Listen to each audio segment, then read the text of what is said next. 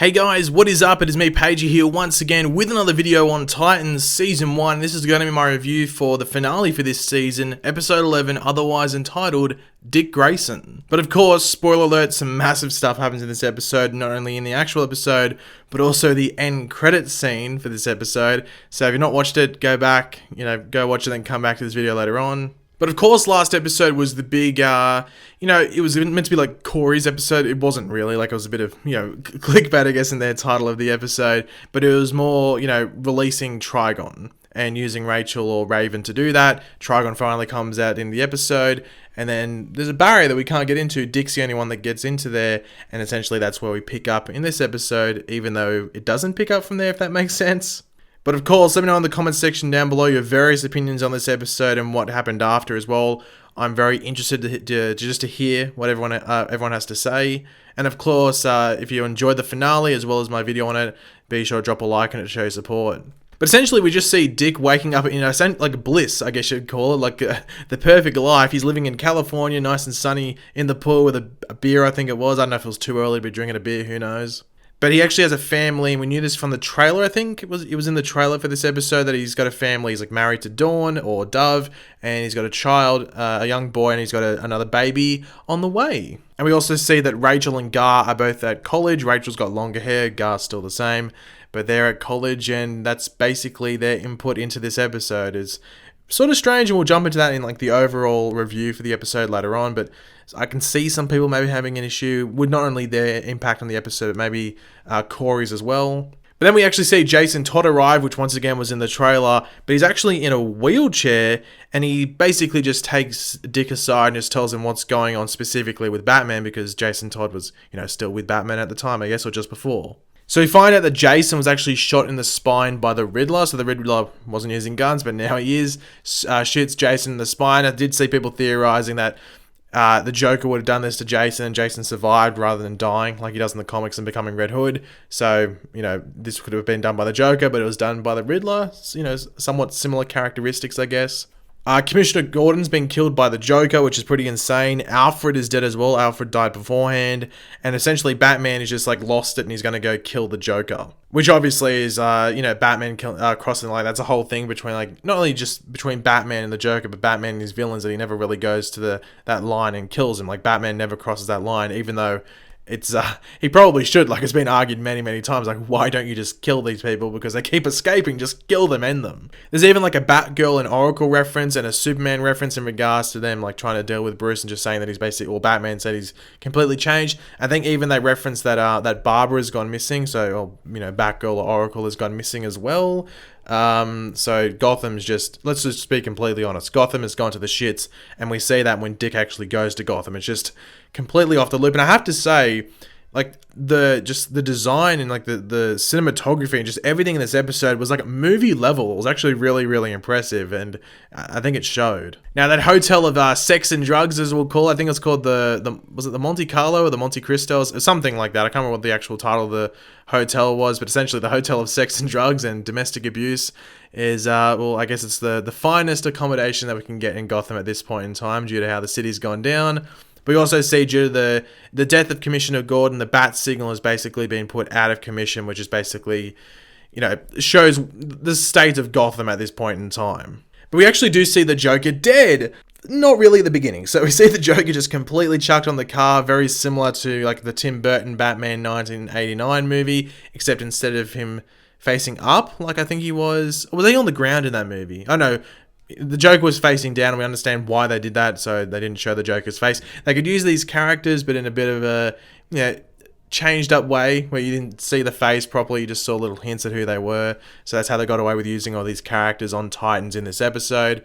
So we see the Joker face down, but this is where we actually do see Trigon appear in this, in Gotham. He's a cop, and this is basically, throughout the episode we've seen these ripples and stuff like that, which you would have known if you knew Trigon from the comics, you knew exactly what was going on from the trailer for this episode, or as soon as you jump into this episode, you know what's going on. Trigon has altered the reality for Dick, and this is just him saying, and he's the only one in this like alternate reality of sorts. So Trigon's put himself in there just to, I guess, mess around a bit. But yeah, the Joker's not actually dead. He manages to come back alive, and that's obviously an effect of Trigon keeping him alive to basically keep Dick on path to do certain things. Trigon's basically urging Dick down a path to basically a fork in the road towards the end where Dick has to make a choice. And we'll talk about that later on. We do go back to Wayne Manor. Throughout the episodes, we didn't see Wayne Manor too well, but in this episode, we do get to see a lot of it, and it's a great Wayne Manor. I'm guessing this was in Toronto, where they filmed most of this season. I don't know if the California part in this episode was also in Toronto, but I think basically all of the season was filmed in Toronto. So if this Wayne Manor is in Toronto, it's a great one. The movie should use it as well. It's a really good one. I really like this one. But we do see the Joker in hospital, and this is where Corey comes into the picture. So Corey shows up. She's like an agent. I can't remember. I think she's an FBI agent, or CIA. I'm not too sure. I know they just refer to her as Agent Corey Anders. I might have missed specifically what she is. I'm going to assume it's either FBI or CIA. But this is where we see Batman actually come in and just finish the Joker off. And the Batarangs, I'm not gonna lie, wasn't the biggest fan of the Batarangs, the Titans version of them. But I guess they had to maybe change them up from what we see in the movies. I don't know. Maybe you would like them. I wasn't the biggest fan of them. I just wasn't feeling that type of style of Batarang. But that's just me. But Batman doesn't finish off there. We get to go to Arkham Asylum. So if you watched the Arrowverse stuff, going to Arkham Asylum and that Elseworlds crossover was cool. We get to go to it again here. It's a bit different. It's not your classic looking Arkham Asylum. It's more of a realistic modern take, I guess, on an Arkham Asylum. But there's just the massacre. So I think it's Riddler, Two-Face, the ventriloquist, and I think, is it Scarface, the name of his doll, that the ventriloquist, Scarface, or something like that? I think it's Scarface. So we see ventriloquist and Scarface dead on the ground as well. Well, can a puppet be dead? Yeah, I guess it can. So we see them both there on the ground, but it's not only those villains and some other inmates, the guards, nurses, and the warden, who apparently has just been disfigured to the point where his family couldn't even recognize him, they're all dead as well. So Batman, or Bruce Wayne, has just completely lost it. He's just gone completely psycho, to be completely honest. And essentially, this just puts Dick in a situation where he's like, well, how the hell are we going to stop him if he's dropped to this point where he's doing this to this level? How the hell are we going to stop him? So Dick just has to rat him out as Bruce Wayne. So yeah, Dick rats him out. So everyone knows that Bruce Wayne is in fact Batman, which takes us to Wayne Manor and the Batcave of Souls. And man, this was pretty. Once again, the Batarang wasn't the biggest fan of it, but man, this Batman knows how to use a Batarang to kill, slicing throats, stabbing. He was crazy, and this was a pretty cool sequence.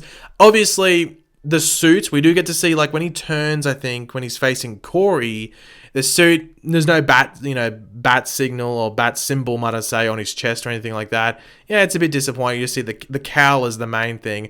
But the whole point of his Batman suit was that a bat suit that was meant to be in the dark. You weren't really meant to see any finer detailing. So just in that one sort of 1 second, I guess, or half a second when he's turning around, you do see a flash of light hit it. And it's just basically weird body armor, which obviously, we saw the leaked photos that came out before the show even came on.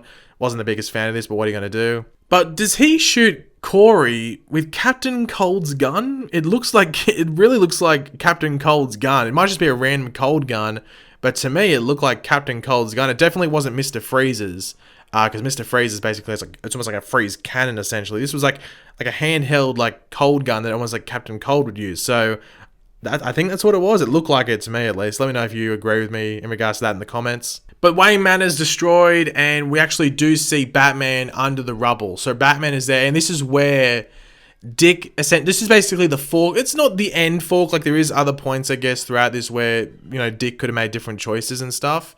But Trigon, alternate reality, had put him in situations where he had to choose an A or a B. There was two options, and Dick had to choose one of those two options at different points throughout the episode. One was easily when he could have gone to catch that flight home, but he chose to stay in Gotham, and a couple of other ones as well. But the big one was really killing Bruce or saving him. And Bruce is basically almost begging for his life. I wish they could have done something with Bruce Wayne where they could have taken the cowl off and it was an actual actor under there, and they actually had a talk. That would have been nice. I understand this is one of the issues with the whole movie TV side of things, but I thought because this is the DC Universe streaming service, it's all it's their own stuff. I thought they might have been able to get a loophole where as long as the cowl's off, they can have Dick talking to Bruce.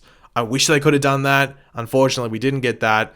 So we just got a quick moment where Dick essentially I think he snaps his neck, or at least puts pressure on his neck to do something, or crushes his throat. It's something like that. Essentially, Dick kills Batman. That's the main thing to point out. And due to this, and I think Dick even admits it, he basically has embraced his darkness, which basically cuts us out of this alternate reality that Trigon has put Dick into, and we see Rachel sort of panicking, trying to get Dick out.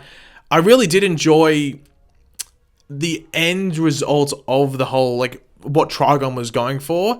It's just that it's sort of the season ends on a bit of a random note, like it's Dark Robin or Dark Dick. Are we calling it Dark Dick? I don't know if that's a term that we want to start spreading around, but Dark Dick. I'm intrigued as hell as to what the hell they're going to do next season in regards to Dick Grayson. But this basically gets into the end credit scene where I was like, okay, I heard people talking about this because people, I don't know why they do this, but they gave the finale press screeners to some people. So people were talking about it end credits scene. I was like, okay, what's it going to be? I was like, is it going to be specific to maybe something to do with the Titans, or is it going to be something else? But we'd go to Cadmus Laboratories, and I was like, okay, I knew, as soon as I saw Cadmus, I knew exactly what it was. We see Experiment 13, or was it Subject 13? In the comics, it's Experiment 13, but I think it said Subject 13? One of the two. Something 13. And of course, it's Connell, aka Connor Kent, aka Superboy. We do see like the Superboy sort of like insignia, like tattoo mark on him. But it's not just that. Cool, Superboy. I'm intrigued as hell as to what they're going to do with him next year or next season. But we get Crypto. Crypto the Super Dog shows up. How cool is that? I mean, sorry, we got Crypto. Like, that's pretty sick. I couldn't believe when he showed up as well. I was like, man, that's awesome. So I'm intrigued to see what they do with Titans. I've heard they're meant to be starting filming like fairly early next year, like maybe like February or March, and they want it to come out at the end of next year, season 2. So, look, I'm excited for it. I'm really excited for what they're going to do next year, but I am sort of like, just sort of like anxious as to what they're going to do with Dick Grayson, because people are very, very protective of the Dick Grayson character. So if they made him like this like evil entity or something, then it could be an issue there. But I think it's going to be something that might be resolved fairly early on into next season. We'll have to wait and see. And I can understand some people being actually sort of annoyed that he didn't officially become Nightwing in the episode as well, because I was sort of expecting that. But that's something that this finale sort of did, is like they took all expectations and just like predictions that people made and basically did the opposite. Like, I don't think anyone thought going into this episode, into this finale, even from the end of last episode, they would have Dick going to Gotham and trying to stop Batman from murdering everyone and just saying, Batman, murder everyone. I don't think anyone thought that would happen, so that's just crazy. And I think it's just how unpredictable this show can be. But overall, I thought this was actually a really, really solid finale. Just like, actually, it was an amazing finale, an amazing episode. However, for a wrap up for this season, I do feel it lacked the actual Titans. Like, I know the episode was called Dick Grayson. It didn't bother me too much because, like, the main reason I watch the show is for Dick Grayson. Like, he's the coolest character on the show, and you know he's going to be the character that drives the show. So it seems fitting that he'd be the main focus in the end episode. But, you know, Corey got some focus, but she does die. So, you know, Gar and Rachel don't really get that much of a focus. They could have been in the episode a bit more in some way, shape, or form. So I can understand, like, you know, people that are bigger fans of those characters, and maybe not Dick, were a bit disappointed saying this was a Titans season finale.